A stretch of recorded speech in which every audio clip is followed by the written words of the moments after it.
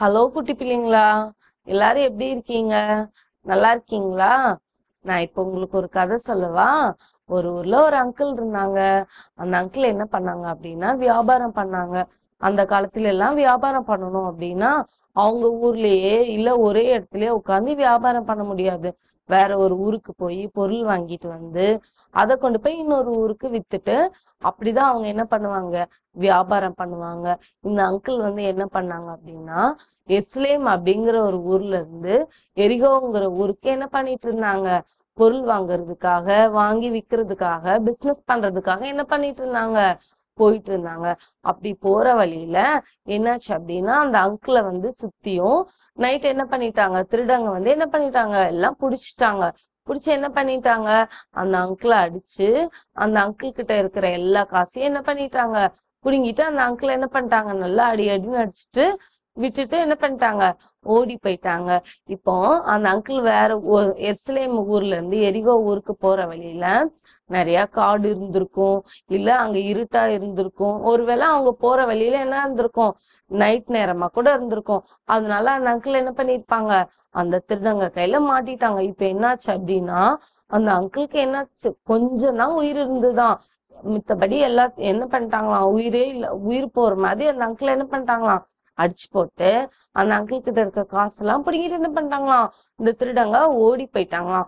அந்த வழியா லேவியன்னு ஒருத்தர் வந்தாராம். வந்துட்டு பார்த்துட்டு என்ன பண்ணாரு, அடிபட்டு இருக்கிறத பார்த்துட்டு ஐயோ எனக்கு வேலைக்கு லேட் ஆச்சு, நான் போகணுமே அப்படின்னு சொல்லிட்டு பார்த்துட்டு பார்க்காத மாதிரி என்ன பண்ணிட்டாங்களாம், போயிட்டாங்களாம். நம்ம கூட அப்படிதான், ரோட்ல யாருக்காவது அடிபட்டு இருந்ததுன்னா என்ன பண்ணுவோம், தூரத்துல இருந்து எட்டி பார்த்துட்டு என்ன பண்ணிடுவோம், நம்ம என்ன பண்ணிடுவோம், ஓடி போயிடுவோம்ல. அதே போல அந்த அங்கிள் என்ன பண்ணாங்களாம், ஓரமா நின்னு பார்த்துட்டு என்ன பண்ணாங்களாம், வேலைக்கு லேட் ஆச்சு அப்படின்னு சொல்லிட்டு என்ன பண்ணிட்டாங்களாம், ஓடி போயிட்டாங்களாம். அதுக்கப்புறம் அந்த வழியா யார் வந்தாங்க அப்படின்னா ஆசாரியன்னு ஒருத்தர் வந்தாராம். அவரு பார்த்துட்டு ஐயோ அடிபட்டுருக்குதே, பாவமா இருக்கே அப்படின்னு பார்த்துட்டு என்ன பண்ணாராம், பார்த்துட்டு பக்கத்துல போனேன்னா ஐயோ சர்ச்சுக்கு போறதுக்கு லேட் ஆயிடுச்சு, நம்மளுக்கு வேலை இருக்கு, நம்ம போகணும் அப்படின்னு சொல்லிட்டு என்ன பண்ணிட்டாங்களாம், அப்படியே பார்த்துட்டு என்ன பண்ணிட்டாங்களாம், கண்டுக்காம போயிட்டாங்களாம். அந்த வழியா இதே போல ஒருத்தர் என்ன பண்ணாரு, ஒரு வியாபாரி என்ன பண்ணிட்டு இருந்தாரு, வந்துட்டு இருந்தாராம். அவர் பேர் என்னது அப்படின்னா அவர் பேரு சமாரியர்.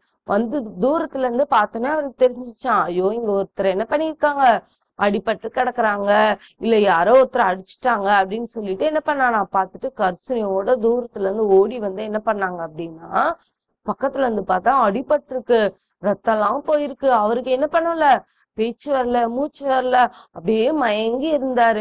அப்போ என்ன பண்ணாங்க, அந்த அங்கிள் மூஞ்சிக்கு தண்ணி தெளிச்சுட்டு கொஞ்சம் தண்ணி குடிக்க கொடுத்துட்டு அப்புறம் என்ன பண்ணாங்க, அவங்களுக்கு அடிபட்டு இருக்கிற இடத்துல காயத்தை எல்லாம் என்ன பண்ணி தொடச்சிட்டு அந்த காயத்துக்கு மருந்து போட்டுட்டு அப்புறம் என்ன பண்ணாங்க, அந்த அங்கிளை தூக்கிட்டு எங்க போகணும், அடுத்தது ஃபர்ஸ்ட் என்னென்னலாம் பண்ணணுமோ அதெல்லாம் பண்ணிட்டு என்ன பண்ணுவாங்க, ஹாஸ்பிட்டலுக்கு கூட்டிட்டு போவாங்கல்ல.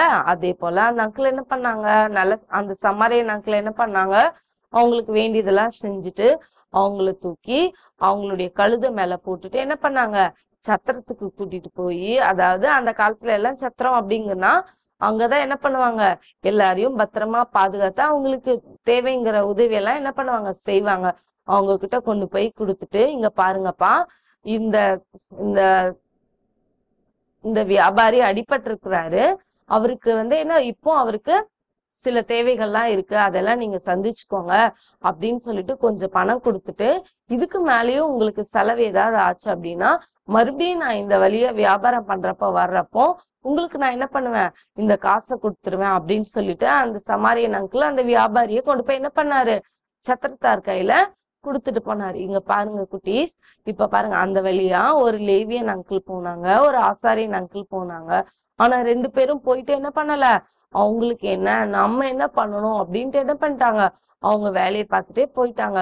ஆனா அந்த சமாரியன் அங்கிள் மட்டும் என்ன பண்ணாங்க, அந்த வியாபாரி மேல இறக்கப்பட்டு என்ன பண்ணாங்க, அவங்களுக்கு தேவையான உதவி எல்லாம் செஞ்சு என்ன பண்ணாங்க, அவங்கள பத்திரமா பராமரிக்கிறவங்க கிட்ட ஒப்பு கொடுத்தாங்க.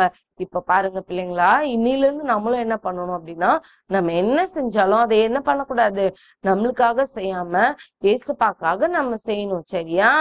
நம்ம ஒரு வசனம் கத்துக்கலாமா? எதை செய்தாலும் மனுஷருக்கென்று செய்யாமல் கர்த்தருக்கென்று மனப்பூர்வமாய் செய்யுங்கள். கொலோசியர் 3:24.